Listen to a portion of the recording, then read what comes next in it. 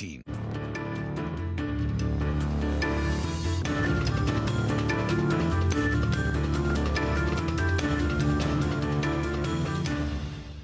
Hello and welcome to Commodity Champions. I'm Manisha Gupta. The festive season is here, and it is that time of the year when the Indian jewellery market records highest number of sales. Amid all the excitement over this season, Zoya, the diamond boutique from the house of Tata, has launched its new offering Beyond a Boundless Journey. The new collection features emeralds and morganites. To tell you more about this, we have with us Ajoy Chawla, CEO of the jewellery division at Titan. Thank you so much, Ajoy, for joining us. And, Zoya stores, we have seen more and more expansions happen in the last year or so. Last year actually was the one when we saw a lot of pent-up demand coming into the Indian markets as well. But how has the last year been for you, and what are the expansion plans now going forward?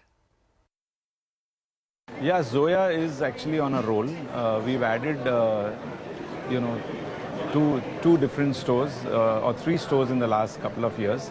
For a long time, it was only a two stores, or three stores rather, two cities. We were in Bombay in two stores and in Delhi in Southex. And in the recent past, over the last couple of years, we've added Bangalore, we've added Gurgaon.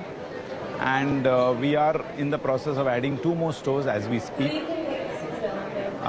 Hopefully we should be adding at least another, besides these two stores, we should be adding a couple of more stores in the next 1 year. And we've also expanded in the form of galleries, Zoya galleries in select Tanishq stores. So we have 6 Zoya galleries between Bombay, Ahmedabad, Chandigarh, Kolkata, Chennai, and those are also doing exceptionally well. So hopefully by the end of next year sometime, we should be having about 8 or 9 stores and about 10 to 15 galleries spread across the top 6-7 towns. Oh, wow, that sounds interesting because, the next quarter is going to be quite important. I mean, all the cities that you mentioned, whether it's Bombay, Ahmedabad and Chandigarh, are some of the places where we do see a lot of gold and jewellery buying happen as well. But also, Ajoy, talk to us about Zoya versus the other global brands, because the last time I remember I was talking to you, you said now it is about global brands and Zoya is what you're looking to place yourself within. Well, I think Zoya is in a space of its own. We are an Indian brand with an Indian soul, but with a very international manifestation and appeal. So we would like to believe we are unique. Yes, our customers compare us with some of the big names like Graf and some other Bulgari and some of these other large Western European names. But we follow our own inspiration. We have our own brand positioning, and we have our own heroine's journey as the customer, as the special psychographic profile of a customer whom we are targeting. And in that sense, we are very different. We are also different from them in the sense we are Indian, and therefore we are about inclusive luxury and not about being exclusive luxury. We would like to include people in and welcome them with warmth. And that's also a special signature from Zoya. Oh, well, absolutely. When you talk about jewellery in India, it mostly is about investment, jewellery buying, weddings, festivals, and then, of course, the investment as well happens in the way of jewellery for most of us Indians. But talk to us about the demand expectation as well. And the last year, as I keep saying, was a huge growth over year-on-year basis. This year, are you still looking at pent-up demand coming in? Because we are looking at almost record weddings happening in 2022 as well. What's your sense on demand expectations in the second half of this year? And also, as we step into the last quarter of this year, it is the festivities that start looking up as well and in turn calculate to more gold buying. Yeah, in fact, the second half is always better than the first half of the year. And we've started off well in the first half. I think there's a lot of excitement around the festive season. People are waiting to come out and celebrate like never before. I think the last 2 years have been somewhat muted. And we are all excited. In fact, we have launched this new collection, Beyond a Boundless Journey, which is also targeting the festive season. And we have many more product collections also lined up for the rest of the year. So yeah, I think there's a lot of excitement and customers are looking forward to it. We are looking forward to it. I think the overall jewelry industry is looking forward to it. Well, absolutely. Ajoy, also talk to us about on what kind of demand are you really expecting? Because we do understand that 65% of gold buying happens via jewelry and nearly 50% of that buying is because of the wedding season as well. So how much of a wedding or bridal demand are you looking at or calculating right now?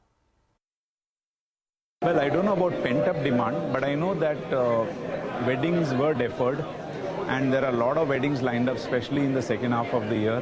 The first quarter, the wedding demand was a little muted. Perhaps people had already bought it in the previous quarter. Although there were weddings, the wedding demand for jewelry was a little muted in the first quarter. But going forward, we are actually expecting a lot of wedding demand, and all our plans across all our brands are targeting very strong wedding season, and we've lined up some very exciting products and collections and campaigns. We will watch out for that, Ajoy, but I have a question on the gold prices as well, because we have seen them decline below 50,000 rupees per 10 grams. I mean, these are quite lucrative as prices. What would you advise buyers who've been waiting on sidelines? Price sensitivity clearly plays a big role here. What is your advice to them? See, this is a million-dollar question, whether gold prices are going to come down or go up. I think if we were to just pull back a bit, gold prices and dollar price typically have gone in opposite directions, and the dollar is certainly strengthening and has strengthened a lot. So therefore gold prices have kind of moderated downwards, at least in the dollar terms. But the dollar rupee equation has also changed. But I think for a long time now, gold prices were rising, and now in the last few months we've been seeing them moderating and in fact remaining around this 50,000 or sub 50,000 mark. It's a good time to buy, because typically many customers tell us that as we come closer to the festive season, people expect gold prices to go up. We don't know, we don't take a position on it. My belief is, I think gold is something which is evergreen. Even if it does go up and down a little bit, in the long run there is always benefit to be had. So go for it if your heart desires it.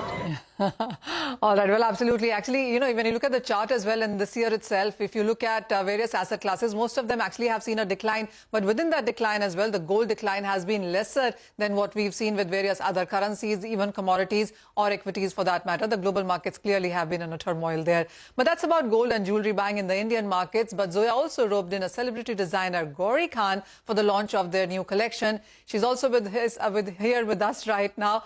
Gauri, hi. Thank you so much for joining us and taking time for CNBC TV18. How do you relate to jewelry buying? Do you buy gold and jewelry and diamonds around festivals? What is your really attraction towards the whole segment? Well, buying jewelry is like a celebration of yourself. It doesn't need an occasion. You are the occasion. Especially when it's something as timeless as Zoya. I'd buy it because the piece appeals to me and it would be a beautiful addition. All right. So does the size matter to you, or is it the design or the make or the brand? What do you look at when you are buying jewelry? Well, both, Manisha. I'm launching a new collection for Zoya called Beyond, a boundless journey. Well, the inspiration is from the river Indus, drawing a comparison to the course of a woman's life. One of my favorite pieces is called the Emerald River Song. Well, it's two streams of emeralds that cascade like a waterfall to a fabulous 10-carat emerald flanked by solitaires. The crafting, design and storytelling are all beautiful. So there's both size and design in this collection. All right. Gauri, you also are known for creating, and your sense on aesthetics, which has been, is mostly what you're known for. What has been your most fun project until now?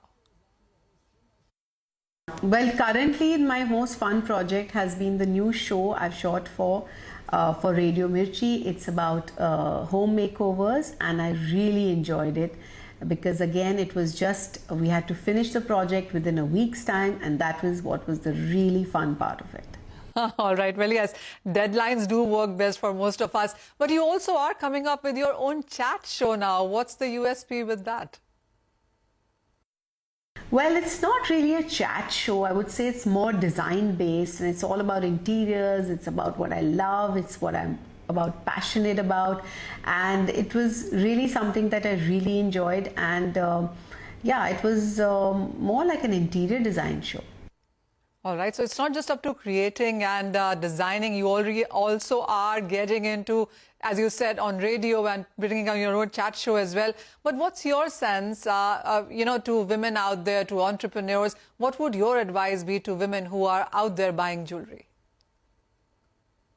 Well, fine jewelry is always a good investment, especially when you're buying from a reputed brand like the Tatas. Invest in meaningful pieces that have a story to tell and choose the versatile ones that can be styled with different outfits and worn often.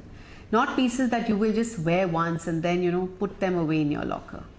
All right, that point is well taken. Well, yes, we do understand as per the latest data that it is a minimalistic designs and everyday jewelry is what women in India are buying. And by the way, that neck piece that you're wearing, Gauri Khan, also is very, very pretty. But on that note, it's time for a break. But don't go anywhere. Vikas Gudgutia of Ferns and Petals joins us on the other side to talk about festivals, gifting and the buying patterns in consumers.